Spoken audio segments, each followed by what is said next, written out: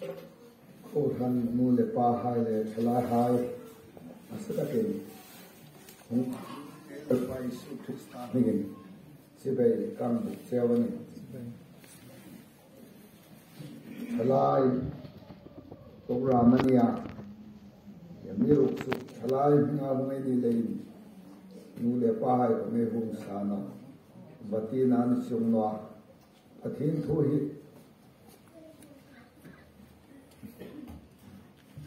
people who try portion the home chum no reng le chong mana ei madam naki along nang no ya pathin da mani sen khomin ki thui department ne ang chelania dar kar khat le ni som ni ei kho kem tom zawana vairama chu conductor ge tan hun chawangani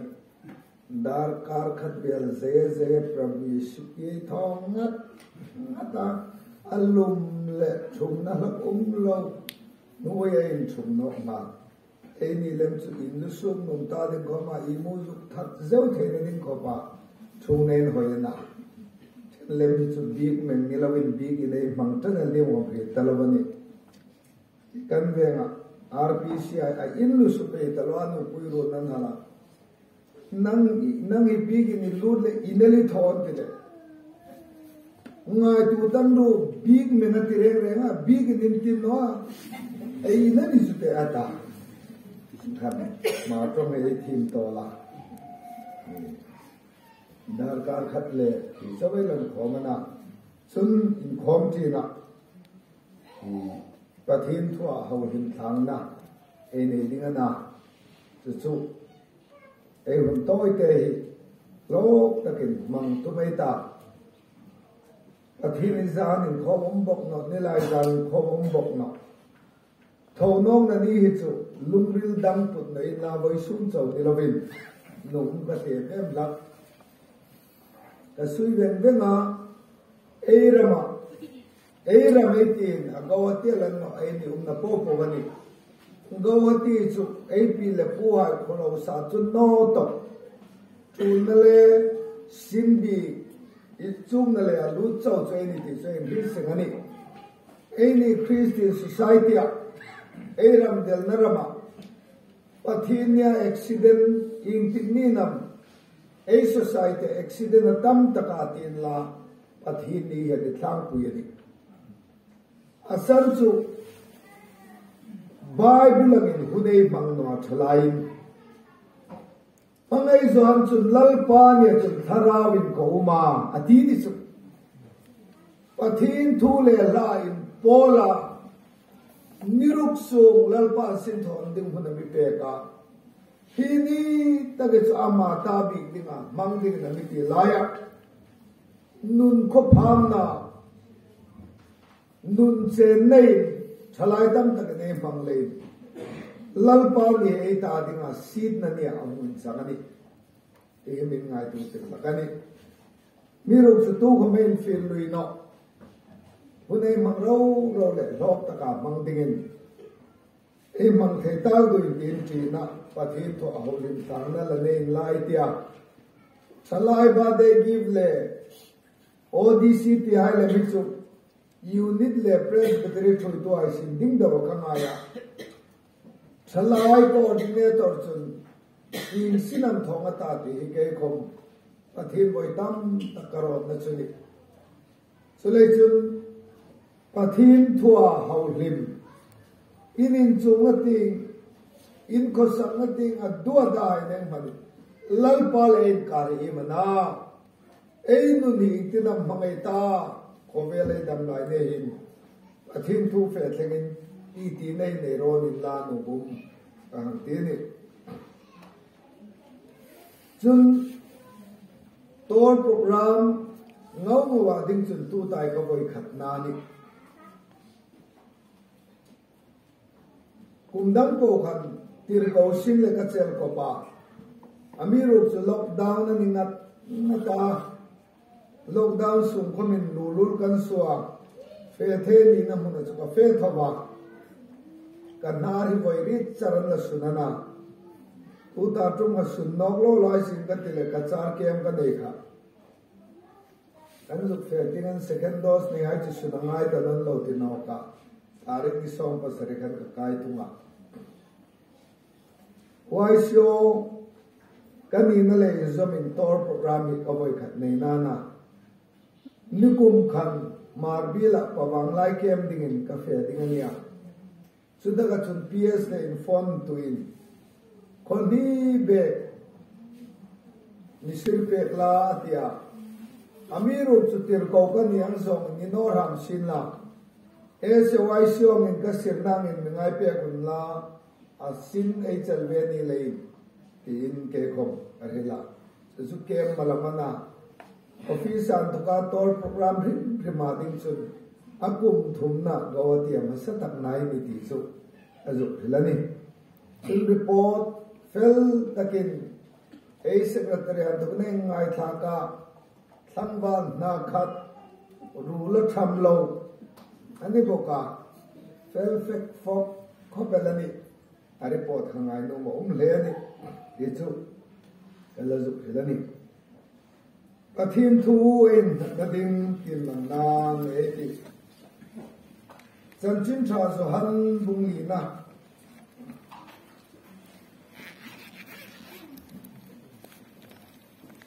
chang som thum pathum na le chang som thum pa li na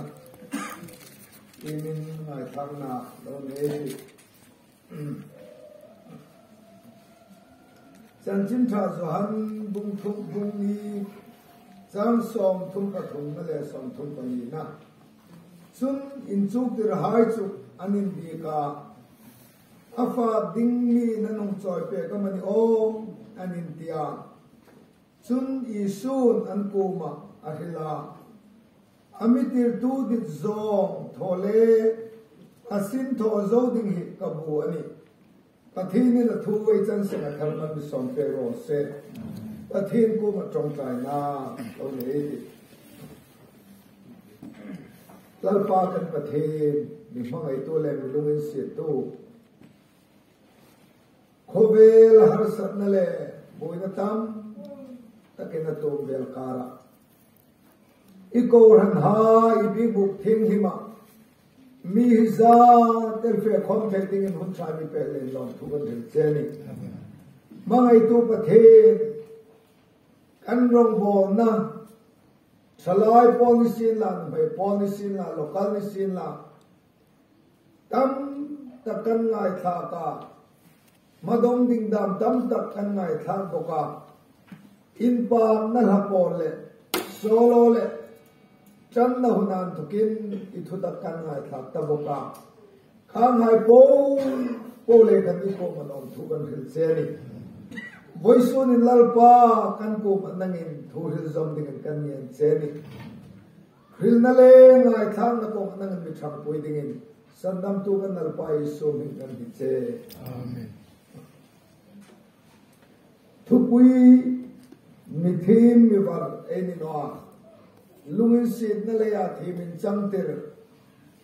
lungin sin na chan chin tha hildinga lalpa ami ko ve royal kha eina thupuyang sim dan na khom pathim no ami ruk so boy sunin ni na hi ei ni na in hi ta tulani ei mo purna ei ngir hun in sudayum na hun hi ta tulani ti thupui bangin boy sunin pathim thu ngai thei la no eng ti ni zohan bung ni nei ti ma isu le zir tir haj raman bola super khu samar khu chon fe teng dingana vari bufak sun bufak gun velin an phi na tama zakap tu sun swanti sukar khu lai chunan chola zir tir hai chu fa ding zomin khosung an fe ni Sulai tak chun nu mei tui choi ding in a hunga isun chu nu chu tui do ding a lo ne ni nu mai nu chun makate me zuda pa pui nisia in kita hi mi pain tu don dinga mi hela mani o ti sa bui ve ni asam chu zuda pa pui hai nu mai an bi me me ngai no an chong chai na khom nu mai hai the da lo dingin zuda pa pui chong chai na chu lalpa zentelen nu mai mi sim no le ta lo mani ti chu nu mai chu mi ri ma tim be be lo nu mai le na pang cham lo na ti pe tu ku nu mai pui anin hok dot dot ta ti thu cho ani na ki ta nu pui thu pu nu khom phan e pasalai thai su pe lo tingang ti ka an ni ta pasal ka thang tham na chang ma mai ti ta asam chu thau si le na ko ta hat no param so na ro ka min ro le pu ku nga chu an hui tak tak dim ga hir bi ta no par bunga ha tak chu no bai ani a hui tak asanin he par bunga parha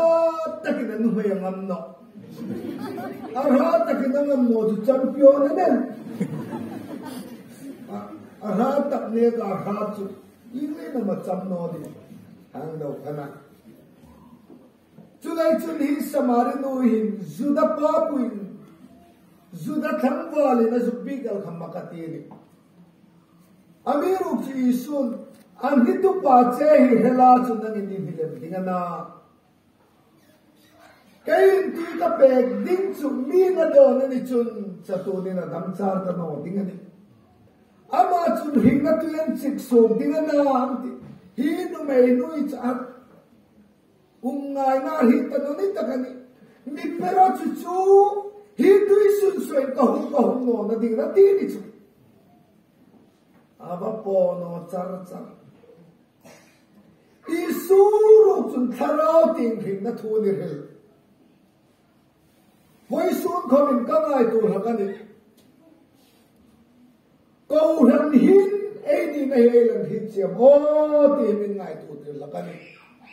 với rằng với số mình trả lại hai với siêu chín mình tiếp bọc cả chú cái lúc là hin in hít nó tắc tắc cái này nó bắt tin là anh chồng nó anh biết lúc cái không có bồi là cái này sáng đi lên sông bạc cũ December là counseling với siêu chín chel sading council na ro chen ti chu lalpa imi ko no na hunei ko man ta mo ti trong chai na thang ka trong chai na ni asan chu voice nin ka thalai chan pui highlight ka testimony toy ter ka no mani sa ka ku som ku parit ka ping thara som ku pa ku hin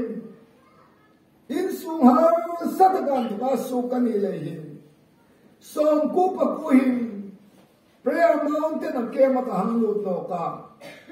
chuta ka chun prayer nam na chole upa kelal than khu mai speaker an na ka tharang ni chawe min kan he ta upalal than khu min zona counselor of telme hal me ro kanin de lavania tia tu ta chun chu pathin tharau mal som dong kan be se ni katia kem to tak sa na ren ngam lal cholin nawa long tup thu genesis bung ruk nei ti ma chu ta ka chun ka u hai zudon khoman ma dam doi tho khoman ma ni chu ta ka chun lal pan nat ta ka mi ko nia ka hi chu sandam na long tup ro lal pa hin amiti dot dak ning ka hita ngai na ka hita na pang te so kala na chu kaza ki se me ma bible chang ka nei zo no bible ko mine phatte ka choya prayer mountain zanen ka kai la kan counselor hai ba po ka tuma ka poy ngam si lo kan sak la ka kin lo la ka sai sumuk noi da ka tong chai la kan ando ma ni lalpa sumdong kata sinthong kata thilpe ki nirong bol kati sumdong ka thilin nik zong ani amirong chu tiêu mà thế này cái thốt phần hình bung đi này là mình định nào cả Krista Isu si pe chata ka ngin rin mi tur pui si pe a thang tu chu suk lom na ding hi dam sung ko sang nei tu ma sung hoi ngai na ka in the ngai na now pang da na ka trong trai la ka ni khat su bi in khot in prayer mountain ka kaya upa lam man din en pt coordinator thang wala la na bethela ka fe ding na prayer mountain a trong trai ding a hungai an ming logic thape ro ti chu kalom talui ka mi khi tha hi lan lalpa na mi ko wa fe na ding ka hi no chu trong trai a hungai hing si ding lalpa in sin mi pe ka ni ka ta kalom zanti upa lam man din a hunga bu fa ma ro ta ka fa ri na lo ro ta ka ri no ka um sok pe na Som ku pakwan thon prayer mountain kaum be ngata sang ni CSD Langol Laimanaya Puram Sonai Lamfelan Langolan lo Laimanaya Drug Addict Center tharu ka bauma Drug Addict counseling pe kan ka banchu ka narcotic nomina santia step som padi Holy Bible adwala suk fe thinga counseling ka banchu ka this is central KTP nan mitirani amiruk say project asusia ei hen bu ka nan la yet all round development society in drug addict hai ta dinga rom bol na mala be tum khani amiruk su ko hanen ko marem no mani o ti dingil copy na to na fair pe amiruk su kum pathin sandam na thuril ding cho mi ko ti ka ching ani kan bang hang thei chung na sang ni le som ni so pathumin sang ni pathumin vara ma kalota unya wai wa ma kasuma sang ni pangazu ni kong su ka lalpa na mi ko na nya ka re chu tir ko polan hi ku dhai nen kele karul hai ma mo chu them su ka ni chan chin cha ka thu ne ne chu lo wa ro ka bol hi ni ti hi lalpan hi mi ko na ni tin ke khom lo bowin kum sang rom ka bol ve na ta April tha khan sang som parit April tha khan ai sha thok tun ga lo ge chawani khapo ka chu thok tu ni lovin rom ka bola boy su nin lalpa na mi ko na tak su sandam na thuri le tapelani thil dam hi a chula poi mo no katino tarin na alai mu tak su sandam nani tu kum le mi chu lockdown ni lom nok sin la ka hang ti dan chu a thano zo man ma lockdown so in rombol na ding batam de tu kum lem chu lockdown an ti nok pe chun hale we rebel ding ani prayer mountain na hin doron na in war pu yung in do counseling dum papathai ta ding asung le za na in doel ding ti chu counselor chan pu hai le rem kan ro na chu ni amiruk sulal pa Orang hai ta ding rem amirut pe ka zalen na mi pe ka ro pu ni Chuka sung hil na san chu thalai hai sam kam at le tu lai ata coordinator ka sim ka tho ding ngai no ro lal pa na mi ko na fe khelin thalai la hin rom ka bol no ding ani ti chu ka chi sam isom pakua wai so sin na mi bet sarin prayer mountain ka thanu ta ka tong trai lalpa chala hala ni tinam rom bol kata vakil ko ya tu la ya in hervele chuta ka tho be si no kai ma hin kal i me ti ding in thim no ne alin sia min an tho chu ka dem no amiru fi thim na le war ne sam ta khom ka ni no lalpa tin ka tong trai lalpa na mi ka chuta ka pathin na mi ni ga nia ka he chu vi zon thar nei ding lalpa na mi ko na sum nar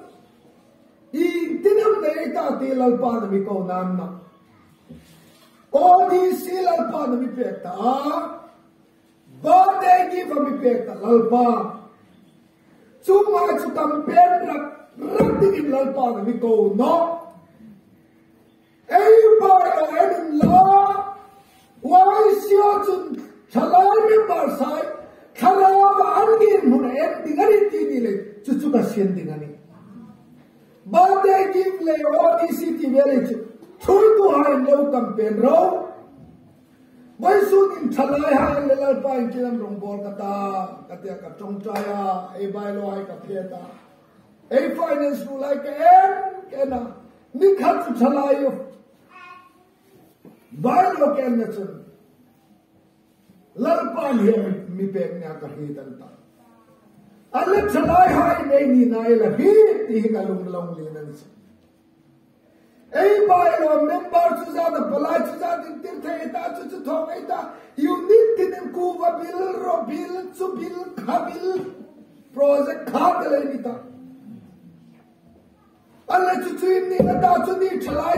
bai lo ni si gom der si na ei thil tum tak ei ni na sanani voi zanin mem poisunin member chu za da palai chu za din creativity chalai ei din na sananno ei din na san ei su pui kin thai na dinga dan ani chawani voi sunin chalai hai ei yen nai la he tam lalpa na min thun nai la he tam sama sa kuson ru pakuin kailam chung chalai pola hung ye thana sama sa kuson rit pagatin ei centralized kana chuta ka ai how tu ei chibi war hai pudar sang hai ei chiel bana mo andi hai ro chuina nuya chalai department him pathin ravi ti song in madam nei ta ti lalpa ron pumin thil tum ei madam danin gol an si pe kan poison ni gol la heta chu ni poison ni ka hello ta kal chu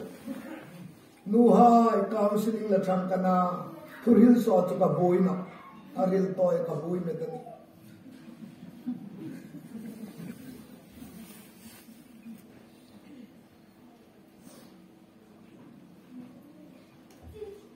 amiruk su hun so la tum nong ka di ei ni na hi thia ba chul de te hin ta in sunga khomin mani ni na hello ei tam dalo ai pui ro pa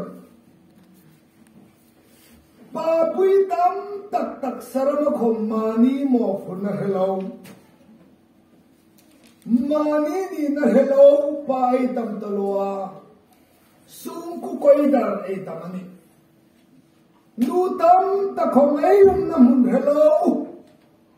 pathin na min ngat na mun hello tak sarama khom ei tam su pha chun in sunga nu le pai no pune he no phale now hai tu thudak anin chang nin theina inawi choma bui pe ka thum no branded ka tin hak te ka imo phurna chaban no babulen ro inaw hi thudaka in chuk tira sandam na thudak in chuk tira Varam kaidinga inaw him reading imo phurnani Bible in appointment a pek cheni Salaman zili sama Aisha in appointment a pek cheno pathin in appointment a mi pek hai ni nule pa ha ei now hai boy team ro tia prem hunai now hai team lu tere ti o inaw hai thuda bilan chok tiran pa hai na hai chong ke la chong chai puyan ei ni na he thia ba chol de ka ngai to ko ran hi te i manai yer hun ei u na tha do ha nan ti chu phim thu tho tiem do for example pure fele zi isia zi mo khadi sa zi aisha ya zi abisha ya anti bunga ei la pai su munin chadinga humani ti chu Ê ha với xuân câu thần hơi câu thần lúc bà cái đi bà cả anh trả lại lệ ghé cho mình lâu lăng tí mệt cái đi cái lúc câu có bị tí chân bùi hơi câu bà chân bùi hơi với xuân Christian đắc xa câu răn phun tu tinh lệ lần bài là bị mà mai cái làm hơi em câu tu tinh lần bài amiruta ale vai sonin lalpa na mirut na hunain lalpa na kauran anti na sanela hitam vai sonin nulam din nagalay adang dang thono rakatina adang dang khom pui pui amiru su isim puita thodi ngai din na santa vai sonin nila hitam kauran hai tharabo mang so sim helin kauran ye la lo với số nên cần đón treo anh câu bắt chân bùi hai số xí mai xí ngồi ai hilai cái số là nè tia số lên phía lal pa công ty ngà kia ra mấy lo mi pakatin kholai an thuka la kam ti he mang lo wa poisa om pe oh ei lati với số nên ngai to su chol de oh pati lal pa hi apasin son mo patin koi sum tha saman le puchung thang na ti cho Arasi pa khizor sin to man cho jau ding ti chu ek bakhi ni sum kha samne lawa unaw di takal ha poisa khame mamono kati da e amiru zulal pan tu la tiang chu mi pe na te apoi mo ta ke he da ma thul de or han ha no pu ha nang ni khom ka ti chewan lal pan tu la ti ni sun tu ta ka bir fe phang jau kan loi chari khomoy nu wang lai kem kan nei ding ana chu zawan nu wang lai kem zo chara mar bi la pa wang lai kem per zo le par mo nei no kan ta me chan zun ni som pa ku chen chulal pa zarin kem ding program fulta bil hi hin phang phang man nong ka ti ei central floor me winare la ni len resolution chu kan za resolution chu pu thik ding bil gong phang ani kem le khu se ding tam talu thalai hai nu hai ka jukti num cheu chu mo buni chu no ro ka ti da ale in nu pui te bo bhai ping thar bo no ka ti do tu ta tu mar khol ka fe kalung ri he central khom pui central ro ni no sila chu cham ka no mani chu nu pui te bo thar ka tin kala ping thar no nu hai project khom tho ngai ti Isu bawa nang felda lagi usin ha. Inun le ayes pasro. Inun le building song sa khatero. Isu khop ne bokro. Isu ne ka project puiting dam dam usin la ko. Ei ho sam thoban ho. Voi su ning ko ha. Lalpa na min din na sam ta ke la hita. Isu ne ko masuk puman yo. Dam no ko masuk damani amiru sa suk dam na santa chatun thina nei thena ding na ni vai sunin te project hain kharabo mangai san dam na nong chang ve thena ding ei project ei din na san hai ale la chingam o ti kan mai tu ban pen ko din thoding le ka ti nan na ei ko han ter pui ke na ni chule chun thalai ha vai sunin lalpan khola ma misya point pakhat Sarka hil dingani point som pakat hil tu me neya ei point som pakat laya point pakat charcho member po pawin Isu Krista sandam nan chang thai na dinga mala ka ti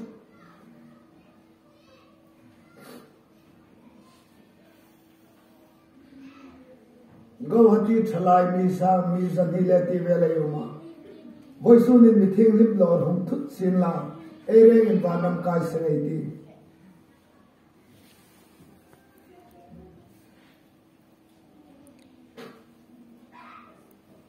tuturong bol na sin thoding lal pan thalai ha amin dinan sanno sport tho no ai teu katina ka fe tu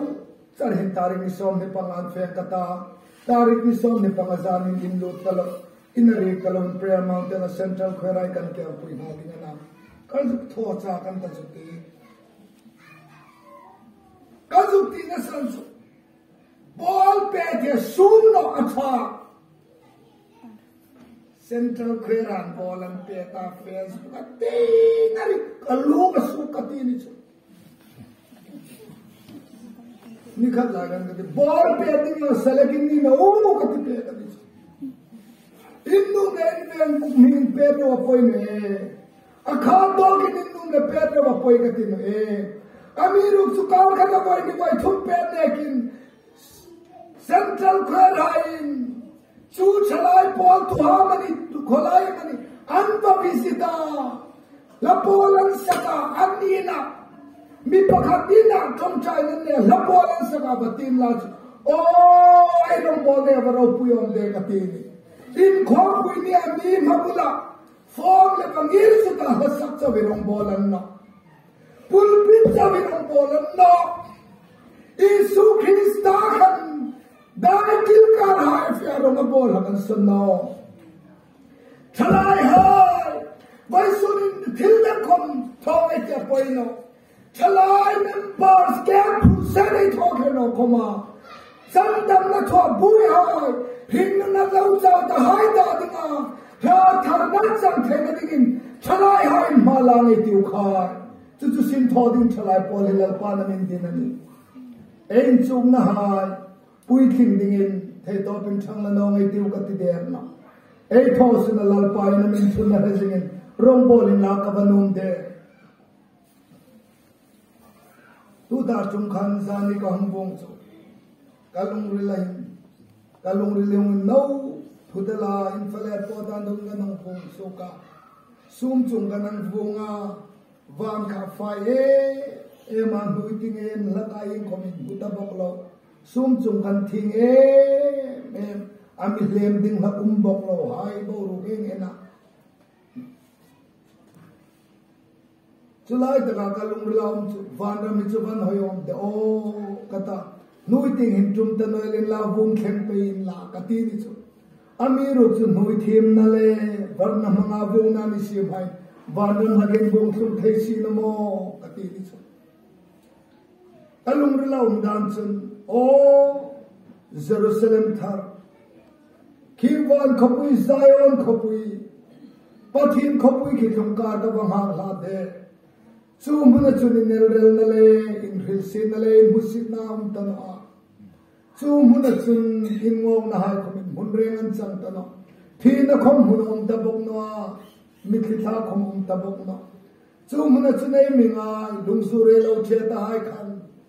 Thono nani ni ro pui chung hakin lalpang sunga lim top lo chang nan lo le nan ta ti ka lung re kan sum zo no kanu thi ta bok ka pa thi ta bok ko hoi pa hin thi ta bok kan ni thi sun sa kan thup tro ka sira vai nu me te uma miem zo zo anu kan hi nu me te ni ngar hi be kam lo vai ko ka ker be di mum ne ka ti no Nui go hati ka nung bong kyong katso Ating bar Parin kari na siya Sulay taka May sunin kalung lang so May sunin unaw di takalhay Officer sinito di kom ni Rose Lekha insuk di kom ni Rose Ito di nung chutoro Aminuk si Isu Kristani na ka Damlay himun mangsaw tu ni hinlawang de Vai sunin ay kauran members in Isu Krista lalle sandak tu apon tu nun Krista ne tu indikta vai sunin ay kauran members po edita einen felno mabom de ram thima khom luk su gai ti unam de kalhar ei na khomin rong bone Isu thara tul ta de Chalai police wale saatak ay thono le la mo van nam kai pudel ding ning ring noro smart ta wa hem hun koi fe theni ulai ka muda na changkang atin hem hun chei fe to ding na ka ti ei hair style ko ma changkang zet fighter style am nei to ta ti tulai mu ha ban changkang dan me chu mit munin chang the ko man nei ni ka ti ni Assembly laga kan salam kerele imrin isu namo mit mun nei bek lo hai ka pathi design ka su amin ku ka kay daplikyan mo ngay ni tama ni titi na naman. At siya namin tuntoy kol, kung ansing na ka. Ansing ka, may PNC na musula tasit, tingit naman di katini. Nga ito mo do, nung hamit mulbo na, pulal din suwa siya. Elian Santitia mapuhinti ay tinumay. Kaya isang kanta. Kaso'y sebreng jayno. Amiru tunun Krista na isilama. Nalinini. Inalani tununaw dito ka na. Inalapopo kamo. Labobata. Puntigin lansang sa bata. Sa tunay nila inifeding. Ni kung hanggang no puinoy COVID center uma. Kaya amat. At ang COVID hinaming amnoniyo di katini sa kapong po sa utuno. First wave like han. Lalpay nung body na may kaunin kahit kada kahungso ka. How to ay kumapala ka peka. Kabala ka rin lang hilaw kakabat si Beya. Kahit yung taon kabat si Beya kumakabansong ating kuy kabadon per. As yung kahungit at kanang lawin test na alaw COVID. Kaya siya kan sil matatukahan hil hal na open air kan. Reverend Sire Maharo in Reverend Sungaro and Taming Lapui Zaniel kan Reverend Lang Hillo kanin chungkop so na ing hai te o kai palgatiti hota ti angren amiro chuningan hunga megalaya cafe nong hala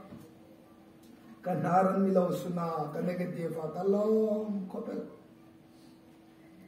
second wave alam bansu covid in boy ta potago galon polpui man sa anang test low COVID pay. Ito COVID no pay chuningan kan no puino hum COVID no. Kan no puino kahang puya COVID care center church ampur kolesa. A serious daw hai ka abu pui tu dia num no le anthum no thakton ka thang no mi chong chai pe ron ti pe. Ei chong chai le counselor e lo ni bok le e ho ni min hik do do e lo hit no. Ani ni taro sa Isu Krista ay kamaks ni El taro sa kata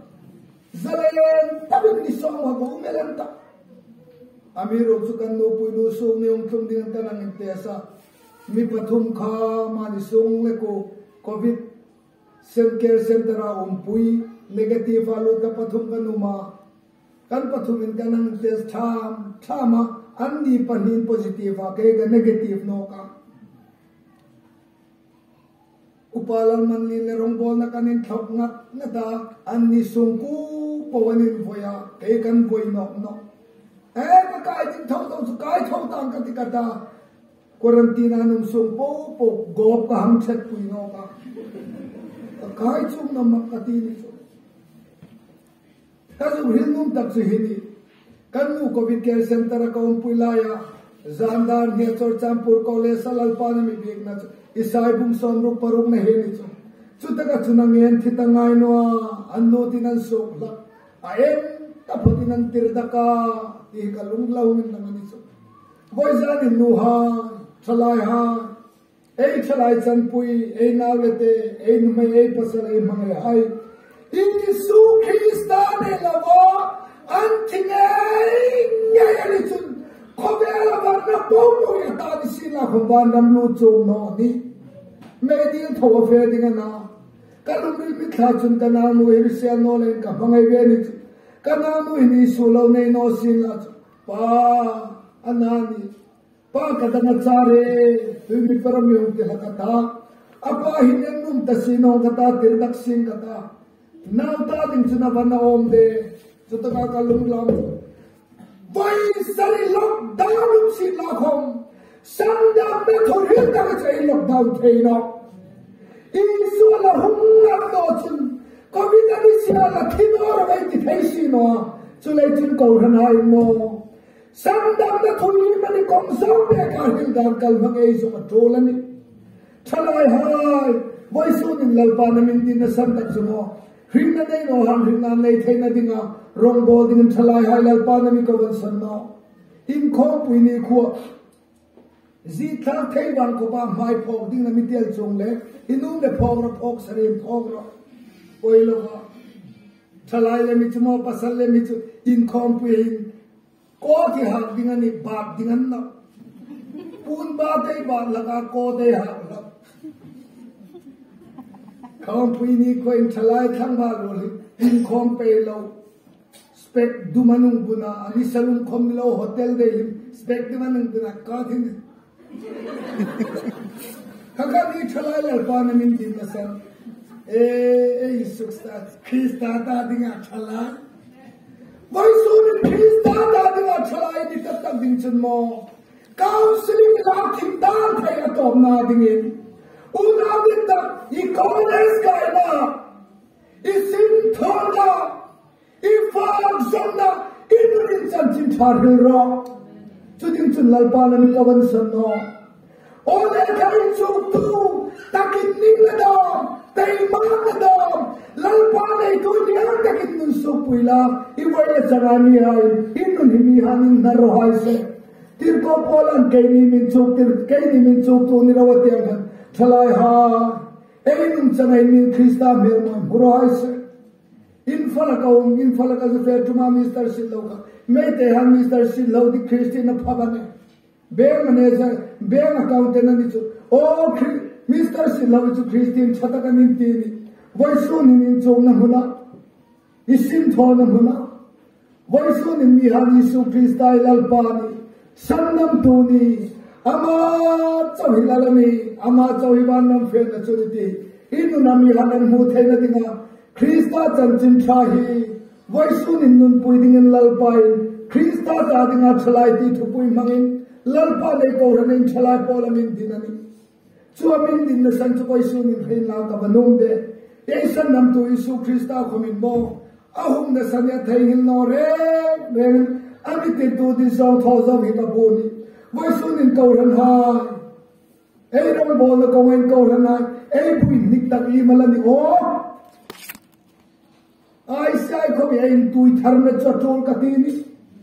athalai pol cho ko mai li no Vai sunin lalpani manamin din na sandaki Hita batul de o Isu Krista chun amitir tudin som thozo ikabuni Kouran hai lalpani dana mahinun mga Patin thudakin puya Patin thudakin chana Pasin na din komnirose Kaksan na din komnirose Kobel ngai dana ni dimang ni sauno na din komnirose Patin thua ni phachuntia Patin thua khang nei ei muna ding buin nigalaniam mo ko hana ngai to to de Isu na mitir tu di zong thozo ka buni ti ni cho Voi sunin lalpai na min chut na lalpai na mi ko na mo phur na mi pe gere chinga ami ko tu na mi ko na sanang taka sinei thua nunai manghi ei na ding na khum tam ni ro se chuding chun pathini na thuai chan singa atharin man som pe ro se amen